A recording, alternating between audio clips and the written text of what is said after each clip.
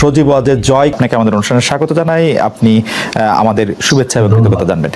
আমাদের সাথে আরো থাকছে ব্যারিস্টার রুমিন ফারহানা। ব্যারিস্টার রুমিন ফারহানা, আপনাকে আমাদের অনুষ্ঠানে স্বাগত জানাই। অনেক ধন্যবাদ সময় দেওয়ার জন্য আমাদেরকে। আমরা না মানুষকে বোকা মনে করি, কেউ কেউ মানুষ কিন্তু বোকা না খালেদ, মানুষ আমাদের চেয়ে অনেক ভালো বুদ্ধিমান। হ্যাঁ, আপনি যদি সত্যিকারের বিচার করেন সেটা কিন্তু মানুষ বুঝবে।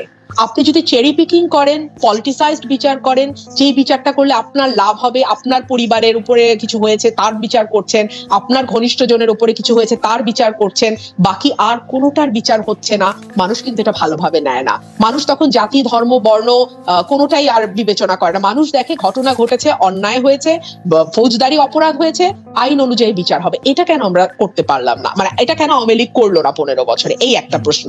দুই হচ্ছে ধর্মভিত্তিক রাজনীতির কথা বলছে খালেদ। আপনি আমার চেয়ে ভালো সংবিধান জানেন, কারণ আপনি কোর্ট কভার করেছেন বহু বছর।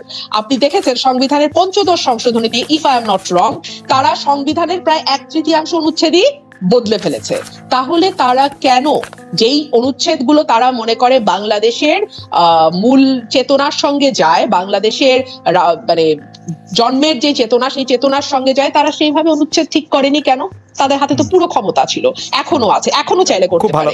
3 নাম্বার হলো জামাত কেন তারা নিষিদ্ধ করছে না খালেদ? জামাত কেন নিষিদ্ধ করছে না? এই প্রশ্নটি আমি তুলি, আজ পর্যন্ত আমাকে কেউ উত্তর দিতে পারবে না। আমি মোটামুটি দিতে পারি যে ধরেন আপনারা যদি এই প্রশ্নটা আপনাদের দলীয় ফোরামে করতেন যে জামাতে কেন আমরা ছাড়ছি না, তাইলে হয়তো জামাত এতদিনে নিষিদ্ধ হতো। আপনারা জামাত একটি ঘোষণা দিয়েছিল, আপনার মনে থাকবে জামাত একটি ঘোষণা দিয়েছিল তারা আর বিএনপির সঙ্গে নাই। আপনারা এতভাবে মানে প্রতিক্রিয়া জানালেন, তারপরে জামাতকে বলতে হয়েছে যে না, এটা আসলে ঠিক না। খালেদ, আমরা তো খারাপ, আমরা তো খারাপ। না না, এই কথা বললে তার আলোচনা আগায় না, এই কথা বললে তার আলোচনা যায় না। জামাতকে নিয়ে আছি না, আমি বলছি তর্কের খাতিরে, তর্কের খাতিরে, for the sake of argument. Awami League তো সহি, আওয়ামী লীগ তো সাধু, আওয়ামী লীগ তো বাংলাদেশের একমাত্র অসাম্প্রদায়িক দল। তাহলে আওয়ামী লীগ কেন জামাতকে নিষিদ্ধ করে? এটার জবাব আছে এটাই রাজনীতি। সর্বোচ্চ আদালতে পেন্ডিং, সর্বোচ্চ আদালতে পেন্ডিং মামলা। না না, নিষিদ্ধ না, ওটা দল হিসাবে নিবন্ধনটা পেন্ডিং, নিষিদ্ধটা না। এটার জন্য অপেক্ষা করতে, নিষিদ্ধটা না, নিষিদ্ধ চাইলে নিষিদ্ধ আজকেই করতে পারে। তারা করছে না, দেখেন পলিটিক্সটা কি দারুণ, তারা করছে না, করলে আপনারা বেঁচে যান, আপনারা বেঁচে যান। আপনি যে অর্থেই বলেন, এই যে অর্থে আপনি বলেন, সেই অর্থে আপনি বলেন রাজনীতি। তার মানে এই যে ধর্ম নিয়ে রাজনীতি করে না, এটা কিন্তু শুধু বিএনপি করছে না, আওয়ামী লীগও করছে। আওয়ামী লীগ আসলে বিএনপি নিয়ে রাজনীতি করে, আওয়ামী লীগ বিএনপি নিয়ে রাজনীতি করে, আওয়ামী লীগ বিএনপি নিয়ে রাজনীতি। ধর্মকে মাঝখানে রেখে রাজনীতি করা আওয়ামী লীগ খুব ভালো করে। যে কারণে আওয়ামী লীগ মনে করে যে সংখ্যালঘুরা থাকলে ভোট, গেলে জমি। আগে তো এটা ছিল, সেই কারণে কিছু বেটার ছিল। এখন তো ভোটের কারবার নাই, এখন থাকারই দরকার নাই। সংখ্যালঘু একেবারে দেশ থেকে তাড়ায় ঝেঁটায় বিদায় করো, কারণ এখন ভোটের দরকার নাই, এখন আমরা যে কোনো ভাবে ক্ষমতায় থাকবো। আর একটা ছোট্ট প্রশ্ন, বোকামনের একটা ছোট্ট প্রশ্ন খালেদ, রাজাকারের তালিকা করে না কেন? 2 দিন পর পর রাজাকারের তালিকা করব বলে, এই বলে সেই বলে, রাজাকারের তালিকাটা করে না কেন? 15টা বছর খালেদ ক্ষমতায়, হ্যাঁ, এবং মোটামুটি বিরোধী দলকে নিশ্চিহ্ন করার অবস্থায় নিয়ে গিয়ে ক্ষমতায়। নিশ্চিহ্ন করতে পেরেছে কি পারে নাই সেটা ভিন্ন আলোচনা, আমরা আসবো। রাজাকারের তালিকাটা করা হোক, এটা কি আপনি চান? আমি চাই। আমি নতুন প্রজন্মের একজন সদস্য। আপনার দলের কি, আপনার বিএনপির কি অবস্থান এই সম্পর্কে? বিএনপির কি অবস্থান এই দল, এই রাজাকারের তালিকা? আমি বিএনপির অফিশিয়াল অবস্থানের ব্যাপারে জানি না, তবে মুক্তিযোদ্ধাদের দল, বিএনপি প্রতিষ্ঠিত হয়েছে বীরুত্তমের হাত দিয়ে। সুতরাং আমি মনে করি এই ব্যাপারে বিএনপির সাথে আমার মতের কোনো দ্বিমত হবে না। আমরা রাজাকারের তালিকা চাই। আপনার নির্বাচনের দিন ভোট কেন্দ্রের ভেতরে থেকে কিংবা ভোট গণনার সময় সরাসরি সম্প্রচার করতে পারবেন না কেন? আপনি আমাকে বলেন। আপনি যদি স্বচ্ছতা চান, কারণ আপনার উপরে তো আস্থার সংকট আছে। হ্যাঁ, আপনি বিরাট সহি ব্যক্তি হইতে পারেন, কিন্তু ভাই আপনার উপর বাস্তবতা হলো মানুষের আস্থা নাই, বিরোধী দলের আস্থা একেবারেই নাই। আপনি বিরাট সহি ব্যক্তি, কিন্তু ভাই আপনার উপর আমাদের আস্থা নাই। তো তাইলে আপনার কি প্রথম স্টেপটা কি হওয়া উচিত? আস্থা অর্জন করা। আমি একটু এই লাইনটা শেষ করি যে আপনার প্রথম কাজ হওয়া উচিত ছিল আস্থা অর্জন করা। সেটা অর্জন করতে গিয়ে আপনি বলবেন সবাই লাইভ করো, হাতে হাতে মোবাইল ফোন, সবাই লাইভ করো, জনগণ লাইভ করো। যদি কোনো অনিয়ম পাওয়া যায় সেই লাইভে ধরা পড়ুক, অনিয়ম, অন্যায়, কারচুপি, ভোট চুরি যদি হয়ে থাকে লাইভে ধরা পড়ুক। আপনি কি লুকাইতে চান আসলে? আপনি যখন এই কথাটা বলেন যে লাইভ করতে পারবা না, সাথে সাথে আমার মনে আমরা আসলে প্র্যাকটিক্যালি একটু চিন্তা করি।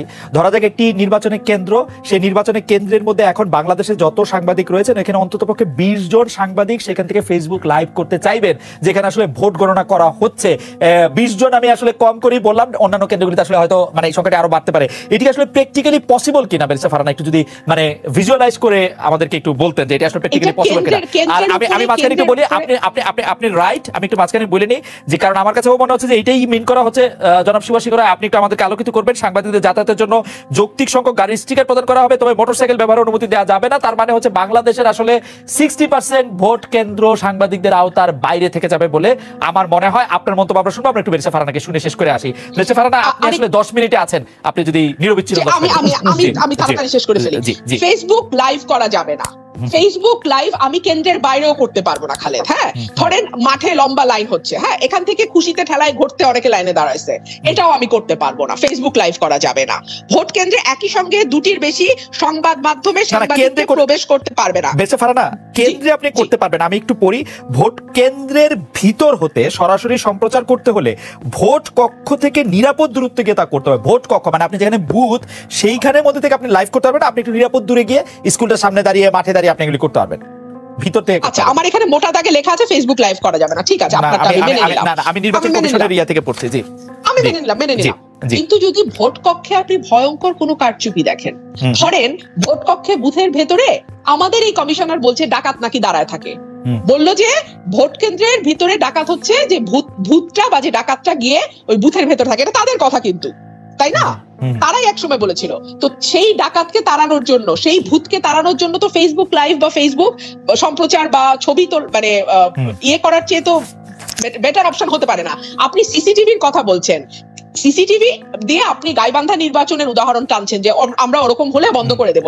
এই হাজার হাজার সিসি ক্যামেরা হাজার কোটি টাকা দিয়ে খরচ করে আপনি কেন বসাবেন? তার চেয়ে তো আপনার এই লাইভ বা সাংবাদিককে যেতে দেওয়া অনেক বেশি আস্থার পরিবেশ তৈরি করে, অনেক বেশি বিশ্বাসের পরিবেশ তৈরি করে, অনেক বেশি মানুষের মধ্যে এক ধরনের শক্তি যোগায় যে না ঠিক আছে, এখানে কোনো কারচুপি হলে সেটা ধরবার জন্য, সেটা প্রচার করবার জন্য মানুষ আছে। আরেকটা কথা, আচ্ছা প্লিজ আপনি যদি শেষ করেন, আমি একটা ছোট্ট কথা। 10 মিনিটের বেশি কোনো ভোট কেন্দ্রে অবস্থান করতে পারবেন না। কেন? কি কারণে? 10 মিনিটের বেশি হলে মানে ওই যে আপনারা ব্যালটে সমানে সিল মারতেছেন, ওইটা 10 মিনিট চা বিরতিতে আপনারা যাবেন না, ওই সময় গিয়ে সাংবাদিক না। আমার কাছে মনে হয়েছে যে 10 মিনিট করে যদি আপনি অবস্থান করেন, তাও 200 সাংবাদিকের জন্য 2000 মিনিট তাদের সাংবাদিকদের ফেস করতে হবে আসলে। মানে তারা বলেন নাই কিন্তু যে এই 10 মিনিট সব সাংবাদিকের জন্য, বলেছে যে একজন সাংবাদিক 10 মিনিট বেশি থাকতে পারবে না। আমি পড়ে যা বুঝলাম আর কি। জি খালেদ, আমি বুঝলাম। ঠিক আছে, তাই যদি হয়, আপনি তো শুরুতেই মোটরসাইকেল নিষিদ্ধ করে দিয়ে সাংবাদিক লিমিটেড। ঠিক আছে, আমরা এটি শুনি। একটা কথা, নির্বাচন কমিশনের কাছ থেকে কার্ড সংগ্রহ করার পরে আবার আপনাকে কেন প্রিজাইডিং অফিসার বা রিটার্নিং কর্মকর্তার কাছ থেকে কার্ড নিতে হবে? ডাবল পারমিশনটা কেন লাগবে? না, এটা কার্ড না। আমি যেটি পড়ছি সেটি হচ্ছে, আপনাকে এটি বলবো, সেটি কার্ড না, সেটা হচ্ছে ভোট কেন্দ্রের সাংবাদিকগণ প্রিজাইডিং অফিসারের আইনানুগ নির্দেশনা মেনে চলবেন।